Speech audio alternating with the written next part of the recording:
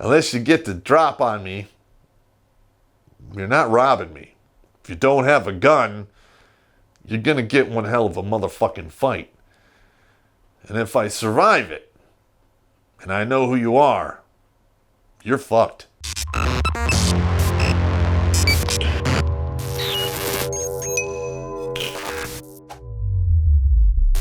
All right, everybody. Terrence Popp here with another episode of Live from the Lair. All right, now, let's see. I'm going to go over some things that some of the fans have brought to my attention in regards to what's going on out there in the crazy pre-election world of the United States in 2020. So it's, I believe it's August 2nd, 2020 when I film this. So keep that in mind because I don't know when this is actually going to be published on the channel. I've been keeping an eye on this whole red flag law thing. It's got me kind of worried because like a lot of the other laws that we've had passed and policies and so forth, such as the abortion laws that took place. I mean, it was supposed to be safe and rare. Now it's on demand up until even after fucking birth. So when I start hearing this red flag law thing, only if, they're deemed to be, a threat to the public. All right, I believe we already have something for that if you are deemed legally insane, that they can, take away your firearms and so forth. But now it's if you are a threat. Well, we've had something like this already happen called the VAWA laws. Violence Against Women Act. You get convicted of domestic violence, guess what? You lose your right to keep and bear arms. I have seen hundreds of guys over a 33-year military career basically have to get discharged because they were convicted of domestic violence. Now, when we hear domestic violence, we're like, oh my God, he fucking caved her face in and threw her down some stairs and beat the shit out of her. Okay, well, first of all, did that happen? Yeah, it did happen a few times. Maybe out of the 200 to 300 instances of this happening, there's maybe a dozen cases where that actually happened. And half of those, I just gotta say, they were fucking provoked. Getting fucking knocked up when they're on deployment. 125% mortgage on the house. Taking all the shit and leaving. These people lose their fucking wits and they go crazy. I got it. But it's not the big problem. Fucking epidemic of shit that's going on right now. It's just not the case. Okay, in the hundreds of guys that I've seen, get flushed for this bullshit, a lot of them, I would say at least half, they were just bullshit accusations that were levied in court so the woman would be in a better position to get the children and all of the cash and prizes. Even though the way it worked out, these women did get the children, but since he no longer could work, there was no cash and prizes. So, a lot of those guys wound up going in and out of fucking prison or jail. And a lot of them are homeless, and a lot of them killed themselves. A large portion of these individuals were doing nothing but defending themselves. Like, for instance, she's going crazy. She's attacking him. He holds her hands to restrain her. The police get called. He's all scratched up, bruised up from being hit with objects, but she has red wrists from him holding her. Well, guess what? Lottie-dottie, everybody pile on, and guess what? He's out of the fucking army. convicted of domestic violence. And last but not least, there's a certain percentage of them who were basically accused, decided, well, we're going to plea it down. Well, what a large majority of the prosecutors out there don't tell you is, yeah, we're going to plead it down to something like very trivial. But it's still a conviction for domestic violence. You lose your firearms and you're gone. Okay, this happened to cops too. Okay, I don't know as many cops as I do soldiers, so, my stories come from the soldier side. But I have heard, because I've been talking to a lot of guys, in the divorce world and the single father world, since roughly 2008 when my divorce was finalized. And I've had a couple dozen cops basically tell me the same shit. A lot of them are driving trucks or whatever they're doing now. And listen, this whole red flag law thing, it's not going to go anywhere good. In my opinion, it's just a broader net to disarm people and take guns out of citizens who have every right to defend themselves, especially in today's day and age with what's going on out in the real world. Next with Black Lives Matter and Antifa, they're basically, joined at the hip now because we're having a lot of Black Lives Matter militias showing up at certain areas and Antifa militias showing up at the same time. All right, that's not a good thing. Okay, and they're running an extortion racket, especially in Minnesota, Portland, and Seattle. I've heard it's going on elsewhere. I couldn't find anything in the news feeds. But it's really odd how we're seeing the same demands showing up in these three different areas, i.e., they will hire 25% minorities.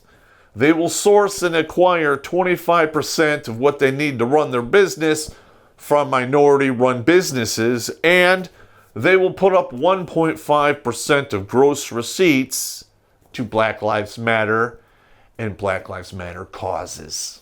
All right, that sounds like extortion to me.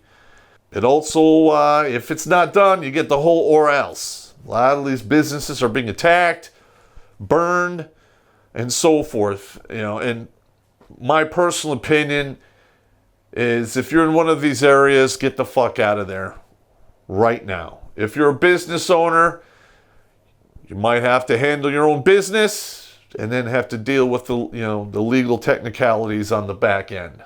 Now, we've heard a lot of stuff in the media about the feds are pulling out of Portland. Well, I know a couple guys who happen to be in that area doing stuff. Not really going to go into detail. And they are not pulling out of Portland. Okay. They are on standby, which in military speak is QRF, which means Quick Reaction Force, because the state police and the city police are now doing their job and protecting the area around the courthouse. Now, because it's getting less attention because the feds supposedly pulled out, BLM is now attacking and operating in some of the local suburbs in and around Portland. If you're in a suburb in and around Portland, you might want to load your 12 gauges, your pistols and rifles, and put yourself on standby and get to know your neighbors, because you may or may not have to put suppressive fire on certain individuals in your neighborhood if they show up there and decide to get stupid. I'm just saying. All right, we're going to move over to the other board now. Are you sick and tired of woke lefty culture? You enjoy books and art, but hate commie propaganda? Fuck dyslexia. If so, Punch Riot is for you. Feminists and snowflakes love to hate the politically incorrect humor, fiction, art, and commentary because Punch Riot apologizes for nothing. Go to punchriot.com for a free sample as well as podcasts, interviews, and live stream discussions of other politically incorrect content. And for just $5 a month, you'll get 2 complete issues in a printable PDF. so be sure to subscribe, because every time you do, a millennial pudwack in Seattle cries. This one's not going to be quite as long here, but it is what it is. Now, Minnesota, Portland, and Seattle. All right, these police departments in these areas are being defunded or flat out disbanded, and they have sent out messages to the citizens that they're responsible for.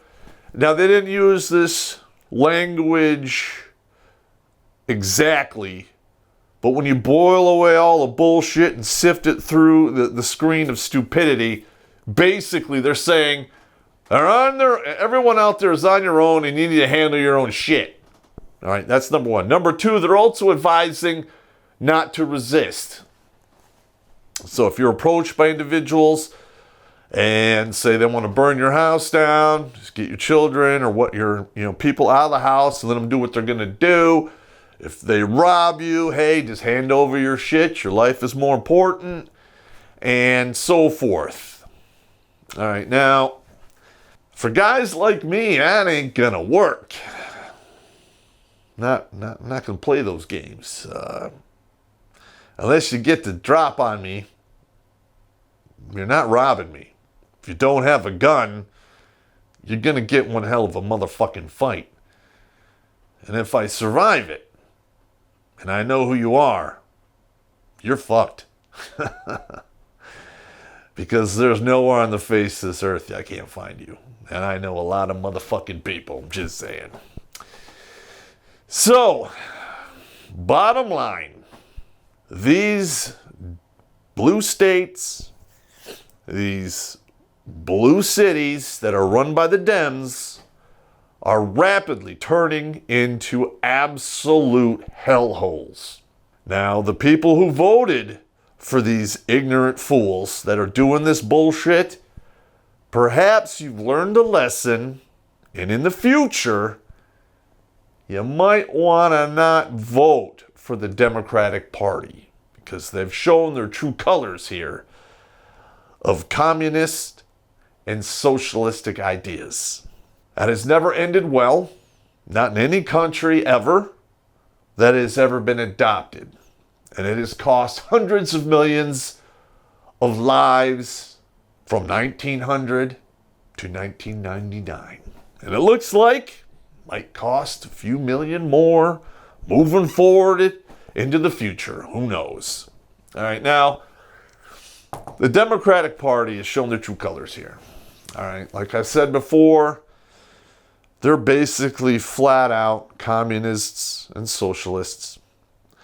And Biden, the presidential nominee for that party, is nothing more than a tool and a figurehead. Unfortunately, he did not know when to pack it in and say enough is enough. And he's being talked into a very bad position for himself. It's obvious he's suffering from type of illness that happens when you get older. You can call it dementia, Alzheimer's, what have you. But it's not a good thing. And basically, whoever he picks for the vice president is going to wind up being the president. And that is not going to end well for this country in any way, shape, or form. So take it with a grain of salt. And I hate to be the bearer of bad news.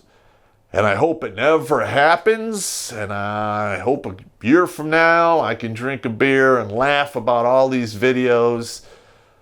But something deep inside me is telling me that this is no laughing matter. And it is serious as a motherfucking heart attack.